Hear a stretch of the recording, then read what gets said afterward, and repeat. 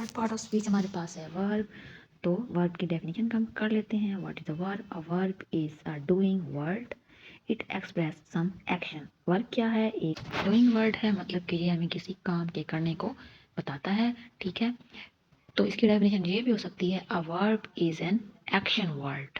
ठीक है, वर्ब क्या है? एक एक्शन वर्ड है कि हम कौन सा काम कर रहे हैं, क्या काम हो रहा है, इसके बारे में कौन बताता है? हमें वर्ब बताता है। ठीक है, जैसे कि मैं अभी बोल रही हूँ तो मेरा बोलना क्या है? वर्ब हो गया। ठीक है, इसकी एग्जांपल में मैं आपको कुछ एग्जांपल दे देती हूँ इसकी।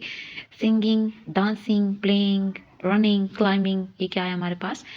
वर्ब है। ठीक है, तो हम इसकी कर लेते हैं एक्टिविटी। इसमें आपने अंडरलाइन करना है the verb in the following sentence. इसमें आपने वर्ब को अंडरलाइन करना है कि इसमें कौन कौन सा वर्ब यूज हुआ है। ठीक है, नंबर 1 पे आप देखें, शी ईट्स ब्रेड। ठीक है, इसमें कौन सा वर्ब यूज हुआ है, कौन सा एक्शन यूज हुआ है, आपने बताना है। ठीक है, तो क्या कर रही है? ईट्स मतलब खा रही है। इसमें जो एक्शन वर्ब यूज हुआ है वो है ईट्स, तो हमने कर लिया ईट्स को अंडरलाइन। ठीक है, तो नेक्स्ट जो हमारे पास है नंबर 2 पे आप देखें, वी प्ले फुटबॉल, हम फुटबॉल खेलते हैं। तो इसमें कौन सा एक्शन वर्ब यूज हुआ है? प्ले, तो प्ले को अंडरलाइन कर लिया। नंबर 3 पे आप देखें, अली ड्रिंक्स टी, अली चाय पीता है, तो इसमें कौन सा वर्ब है? ड्रिंक्स को अंडरलाइन कर लिया। नंबर 4 पे आप देखें, आई टीच इंग्लिश, मैं इंग्लिश पढ़ाती हूँ। इसमें कौन सा काम हो रहा है? टीच, तो हम टीच को कर लेते हैं अंडरलाइन। ठीक है, ये हो गया वर्ब। आई होप आपको इसकी अच्छी से समझ आ गई होगी। तो ये था हमारे पास third part of speech, verb. Verb क्या होता है? एक्शन को जाहिर करता है, वर्ब। ठीक है, आई होप आपको इसकी समझ आ गई होगी।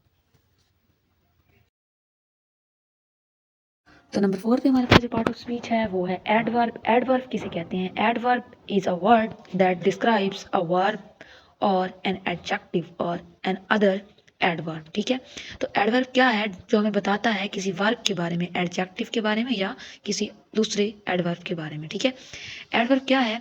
जो किसी वर्ब को हमें बता रहा है, डिस्क्राइब कर रहा है। ठीक है, इसकी example very, slowly, quite, extremely, almost, unfortunately. ठीक है, ये इसकी एग्जाम्पल्स हो गई हैं। ठीक है, जो कि हमें बता रही हैं कि वर्ब में हम बता रहे हैं वेरी स्लोली। ठीक है, तो ये हमारे पास एडवर्ब्स हैं। तो एडवर्ब क्या होता है? जो हमें किसी की चीज़ की नौयत के बारे में बता रहा है। ठीक है, तो हम एक्टिविटी कर लेते हैं। अंडरलाइन करना है आपने इसमें एडवर्ब को। ठीक है, पहला वह है, शी इज़ वेरी ब्यूटीफुल। इस सेंटेंस में कौन सा एडवर्ब यूज हुआ है? वेरी, तो हम वेरी को कर लेते हैं अंडरलाइन। नेक्स्ट सेंटेंस में आप देखें, ही इज़ एक्सट्रीमली सैड। इसमें कौन सा एडवर्ब यूज हुआ है? क्या नौयत बताई गई है उसकी? एक्सट्रीमली। ठीक है, तो एक्सट्रीमली को हम अंडरलाइन कर लेते हैं। नंबर 3 पे आप देखें, ही इज़ वॉकिंग स्लोली, तो इसमें कौन सा एडवर्ब यूज हुआ है?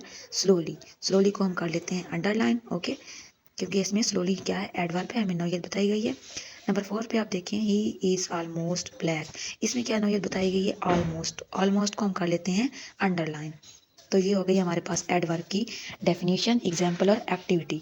एडवर्ब क्या होता है? जो हमें किसी वर्ब के बारे में, एडजेक्टिव के बारे में बताता है। ठीक है, उसे बोलते हैं एडवर्ब। ओके, आई होप आपको इसकी भी समझ आ गई होगी। नेक्स्ट जो हमारे पास है नंबर 5 पे पार्ट ऑफ स्पीच, वो है एडजेक्टिव। एडजेक्टिव क्या है? इट डिस्क्राइब्स अ नाउन, जो कि हमें नाउन के बारे में बताता है। ठीक है, it tells something about a degree of noun, ये हमें नाउन की डिग्री के बारे में बताता है कि नाउन की डिग्री मतलब किस दर्जे पर है।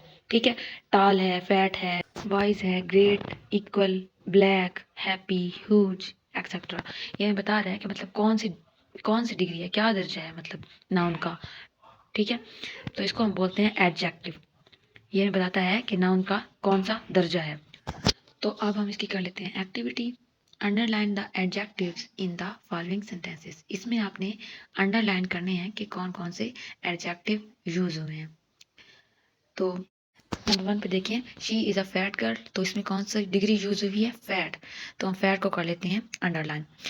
अब आप नंबर 2 पे देखें, कंवल इज़ अ टाल गर्ल, तो इसमें कौन सी डिग्री यूज हुई है? टाल। ठीक है, तो हम टाल को कर लेते हैं अंडरलाइन। ये हमारे पास हो गया एडजेक्टिव। नंबर 3 पे देखिए, Samina is a wise girl, इसमें कौन सी डिग्री यूज हुई है? वाइज, मतलब वो समझदार है, तो यहाँ पे हो गया हमारे पास एडजेक्टिव वाइज। ठीक है, नंबर 4 पे आप देखें, she is a beautiful girl, इसमें कौन सा एडजेक्टिव वर्ड यूज हुआ है? कौन सी डिग्री बताई गई है? ब्यूटीफुल, तो ब्यूटीफुल को हम कर लेते हैं अंडरलाइन। ठीक है, आई होप कि आपको एडजेक्टिव्स की समझ आ गई होगी कि एडजेक्टिव क्या होते हैं। एडजेक्टिव हमें नाउन की डिग्री के बारे में बताते हैं। अब हम बढ़ते हैं नंबर 6 पार्ट ऑफ स्पीच की जानिब। ये है प्रेपोजिशन। तो प्रेपोजिशन क्या है? प्रेपोजिशन इज अ वर्ड, एक वर्ड है दैट शोज रिलेशन, जो हमें रिलेशन बताता है ऑफ अ नाउन, नाउन का या और pronoun to some other word in a sentence, जो नाउन या प्रोनाउन का दूसरे लफ्ज़ों के साथ हमें राब्ता बताता है, उसको हम प्रेपोजिशन कहते हैं। ठीक है, तो प्रेपोजिशन की जो एग्जांपल्स हैं वो क्या हैं?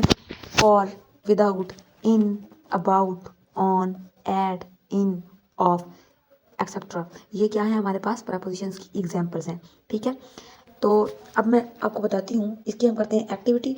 एक्टिविटी में आपने अंडरलाइन करनी है प्रेपोजिशंस कौन कौन सी यूज़ हुई हैं। ठीक है, तो हमने पढ़ा प्रेपोजिशन क्या है। प्रेपोजिशन वो वर्ड्स हैं जो नाउन और प्रोनाउन का दूसरे लफ्ज़ों के साथ राब्ता बताते हैं हमें। ठीक है, नंबर 1 पे आप देखें, he is sitting on a chair.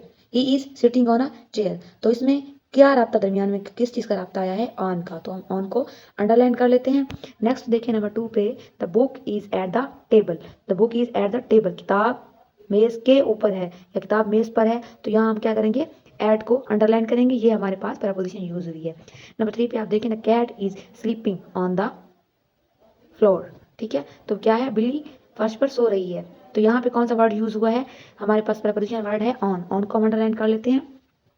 Number 4 पे आप देखें, he is afraid of snake, वो सांपों से डरता है, तो इनमें कौन सा राब्ते का वर्ड यूज हुआ है? ऑफ, तो हम ऑफ को अंडरलाइन कर लेते हैं। आई होप आपको प्रेपोजिशन की समझ आ गई होगी। प्रेपोजिशन क्या है? प्रेपोजिशन वो वर्ड हैं जो नाउन या प्रोनाउन का दूसरे लफ्ज़ों के साथ राब्ता हमें बताते हैं, उन्हें हम कहते हैं प्रेपोजिशन। ठीक है, तो इसके अलावा भी बहुत से प्रेपोजिशंस हैं जो हम डेली लाइफ में यूज़ करते हैं। ठीक है, जैसे ऑन, इन, एट, ये सारे जो हैं प्रेपोजिशन वर्ड्स हैं जो हम यूज़ करते हैं। तो आई होप आपको प्रेपोजिशंस की अच्छी तरह से समझ आ गई होगी। तो नंबर 7 पे जो पार्ट ऑफ स्पीच आता है हमारे पास वो है कंजक्शन। तो कंजक्शन क्या है?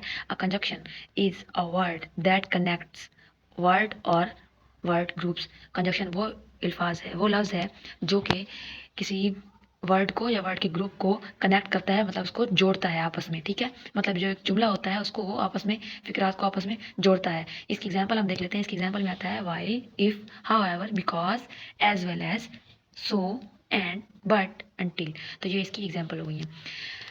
इसका मतलब है कि कंजक्शन वो वर्ड है जो कि दो फिक्रात को आपस में जोड़ता है। जैसे कि अगर मैं किसी बात करें कि मैं यहाँ पे गई और मैंने देखा, तो मैंने और कौन सा वर्ड यूज़ किया है? कंजक्शन वर्ड यूज़ किया है। ठीक है, और तो इसी तरह हम इसकी एक्टिविटी कर लेते हैं।